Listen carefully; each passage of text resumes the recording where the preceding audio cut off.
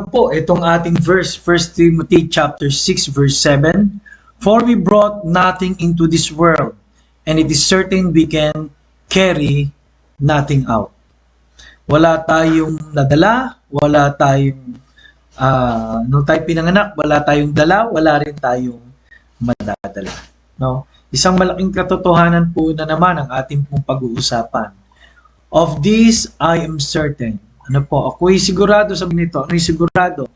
No? Wala tayong dala sa mundong ito. Wala tayong dala sa mundong ito.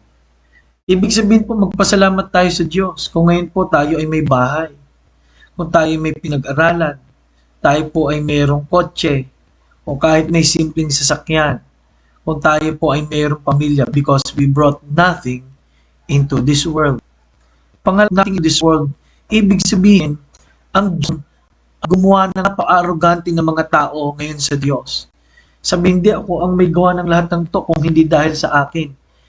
Sa totoo lang po, yung pagkaka-form natin sa ating sa bahay bata ng ating ina ay isang malaking idea lamang ho na kung hindi talaga tayo iningatan ng Diyos, saan kaya tayo pupulutin? Ano po? We brought nothing into this world. Kaya po hindi lang maging mapagpasalamat, kilalanin ng Diyos. Pangatlo ay enjoyin po natin ang mga ibinibigay po ng Panginoon. Amen.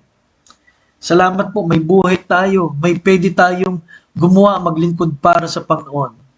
Number 2, this world is not our home. Babalik tayo sa tunay na tahanan ng mga ligtas. Perpektong lugar, John 14 verse 1 to 6. Let not your heart be troubled. Believe in God. Believe also in me. In my Father's house are many mansions.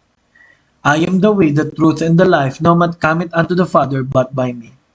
Kaya mga minamahal, mahalaga pong tinanggap mo na ang regalo niya na buhay na wala hanggan. And this world is not our home. Tandaan niyo po, hindi tayo pwedeng mag-enjoy na maigi sa mga bagay na nasa sanlibutan dahil ang tunay na enjoyment ng Kristiyano ay sa mga makalangit na bagay. This world is not our home. Hindi tayo pwedeng magpatumpik-tumpik. Bakit po? Pagharap natin sa Diyos, wala tayong madadala kundi kung anong ginawa natin para sa Kanya. Life ushers us out with nothing. Kaya mga minamahal, ano na kaya ang madadala mong bagay sa Panginoon? Wala. Pero mayroon na po bang tayong nagawa sa Kanya? Ecclesiastes chapter 12. 1 Corinthians chapter 3, malino po doon. Mula sa verse 10 ay sinasabing tayo haharap at daladala natin ang mga ginawa natin mabuti o masama sa Panginoon.